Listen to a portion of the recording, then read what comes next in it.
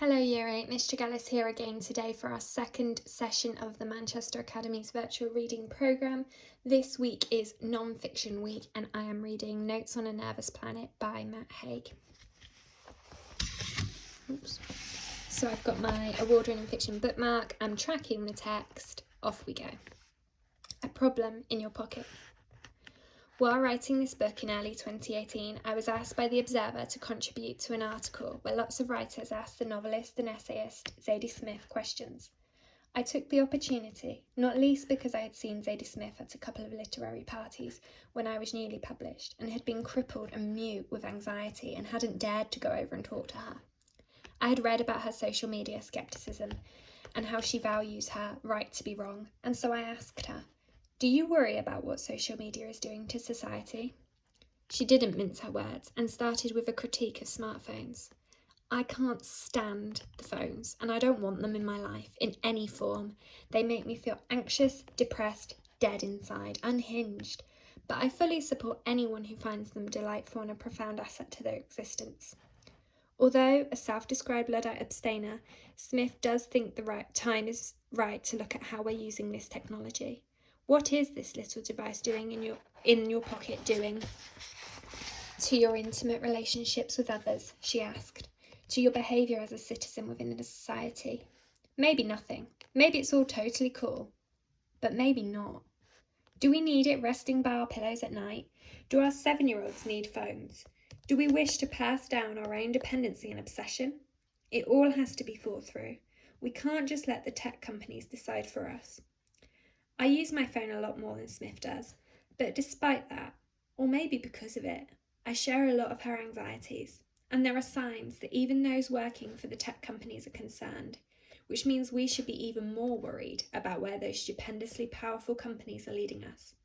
For instance, it's been known, at least since the New York Times reported it in 2011, that many Apple and Yahoo employees choose to send their kids to school which shun technology, such as the Waldorf School of the Peninsula in Los Altos. There are also many tech insiders who have come out to warn against the things they have had a hand in creating.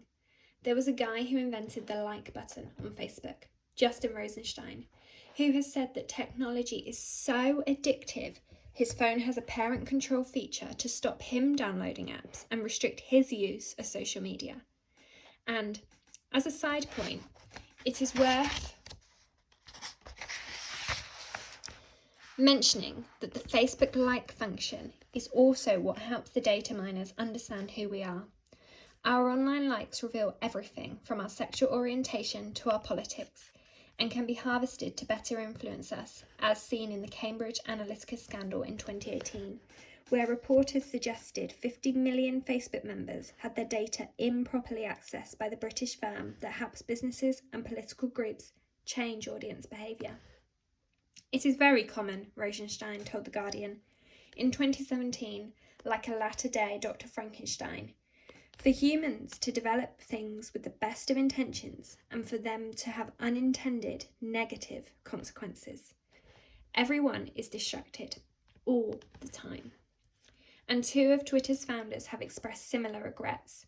Ev Williams, who stepped down as CEO in 2010, told the New York Times in 2017 that he was unhappy with the way Twitter had helped Donald Trump become president. It's a very bad thing, Twitter's role in that. Another Twitter co-founder, Biz Stone, has other regrets. He stated in an interview with Inc. that he thought the big wrong turn Twitter made was when it allowed strangers to tag people in their posts, as it created an environment rife for bullying. Another employee, according to BuzzFeed, has called Twitter a honeypot for arseholes. And in early 2018, Tim Cook, CEO of Apple, declared to a group of students in Essex, England, that he doesn't think children, such as his nephew, should use a social network or overuse technology at all, which shows that these aren't simply Luddite concerns. Indeed, a group of former tech employees have gone further and set up the Centre for Humane Technology, aimed at realigning technology with humanity's best interests and reversing the digital attention crisis. Now, at long last, there are many instances of tech people getting together to discuss concerns. For instance, at a 2018 conference in Washington, Called Truth About Tech, speakers included Google's former ethicist and now prominent tech whistleblower Tristan Harris, an early investor of Facebook Roger McNamee, along with politicians and members of lobby groups such as Common Sense Media, who are trying to combat tech addiction in young people.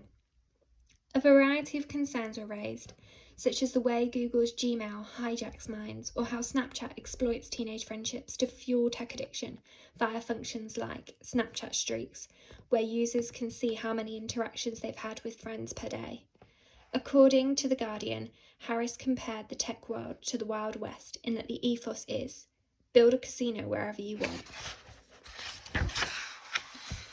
And McNamee compared it to the tobacco and food industries in the past, where cigarettes were promoted as healthy, or where manufacturers of ready meals failed to mention their products were loaded with salt. The difference being that with, say, an addiction to cigarettes is that the cigarettes had no information about us. They didn't collect our data. They couldn't know us better than our own families. The internet, of course, can know everything about us. It can know who our friends are, it can know our taste in music, it can know our health concerns, our love life, and our politics. And internet companies can keep using this information to make their products ever more addictive. And at the moment, warn the tech insiders, there isn't much regulation to stop them. An increasing amount of research reinforces their concerns. For example, studies that show how technology contributes to a state of continual partial attention and how it can be addictive. One 2017 study from the Combs School of Business at the University of Texas concluded that the mere presence of your smartphone can reduce cognitive capacity. At the time of writing, there is still no official recognition that smartphone addiction or social media addiction are psychological disorders, although the fact that the World Health Organization now classifies video game addiction as an official mental disorder suggests that there is a growing understanding of how seriously technology can affect our mental health. But that understanding still has a long way to go, and clearly lags behind the disorientating speed of technological change. Though pressure is rising, in 2018, for instance, CNN reported that the mighty Unilever threatened to pull its advertising from Facebook and Google unless they combat toxic problems, including privacy concerns, objectionable content, and a lack of protections for children, which are eroding social trust, harming users, and undermining democracies. There is a growing awareness that the great power of internet companies must come, Spider-Man style, with a great sense of responsibility.